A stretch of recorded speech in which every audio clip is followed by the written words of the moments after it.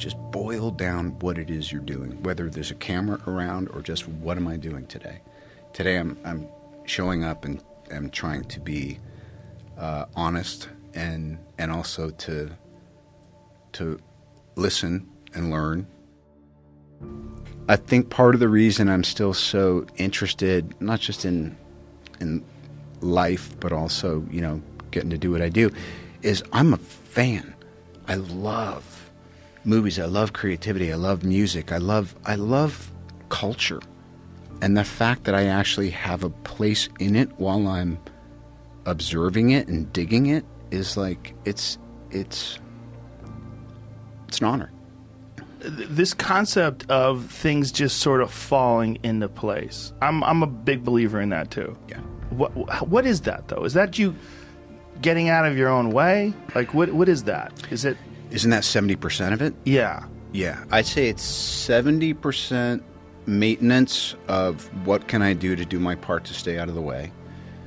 And then the other part, I always think of it as like this little super thin, invisible thread.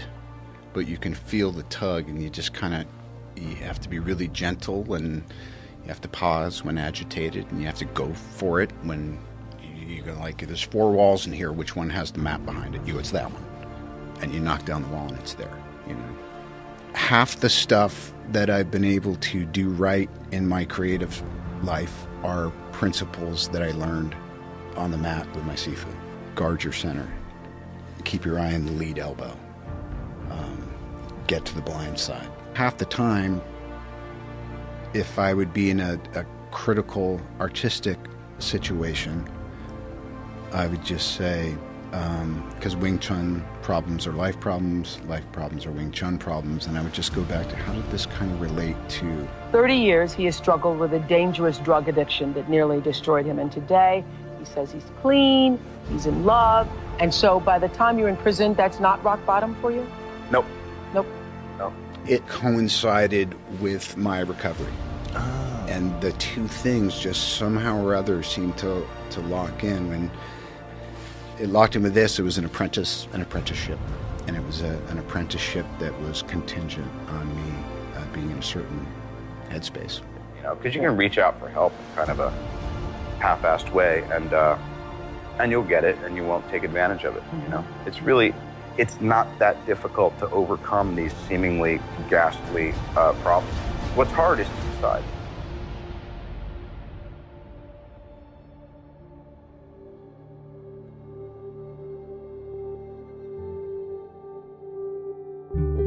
What do they say? Faster alone, further together? How can you possibly hope to stop me? Like the old man said, together. Sometimes you can only think about further because you gotta get downfield. Other times you're thinking, hey, this is my moment to run, and I need a little help and a little approval, and I need a little leeway. But that's any creative endeavor. It's easy to embrace hopelessness when things seem insurmountable.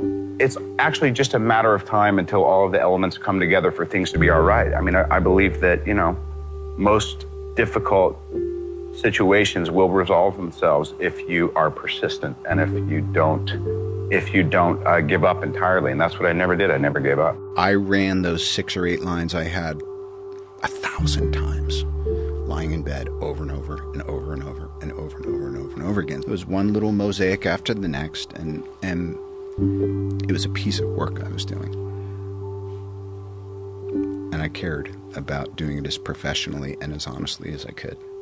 At this point in my life and being, you know, kind of middle-aged and all that, well, I know I'm going to fly around the world and I'm going to sell some soap.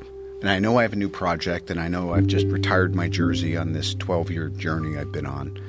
And how do I want to start? And it came up, how would you like it? I go, yes, that's exactly what I'm going to do. I'm going to go have the Joe Rogan experience and kick off this year and this season and this new chapter by doing what I love, which is an interview as we're looking at each other, and there's a give and take. I went to rehab, but I stayed in the same room that Robert Downey Jr. stayed in. He became my idol because of Iron Man and what he did with his career. I made him my mentor without him even knowing about it. He wrote on a corkboard in McCallum Hall, "I am here with you all." Where is your heart? It's easy to believe that things are gathering momentum and going into a negative place. I mean, I think human nature can tend to be a little bit critical of itself. Sometimes you just got to go, yeah, I effed up. I just took full advantage of it. I mean, even though it wasn't the end of my struggle, I made the best use of that time that I could, because they say if you don't do the time will do you. You earn 8 cents an hour? What's humbling is to have to live your life for some reason that is yet to be explained to me by God in such a public way, when so much of it is so humiliating and embarrassing. So by the time I got into prison, it wasn't like, wow, this is the worst thing that's ever happened to me. It was an extension of things being miserable. It's just incredible. Our culture never encourages taking a break, never encourages saying, don't chase that thing.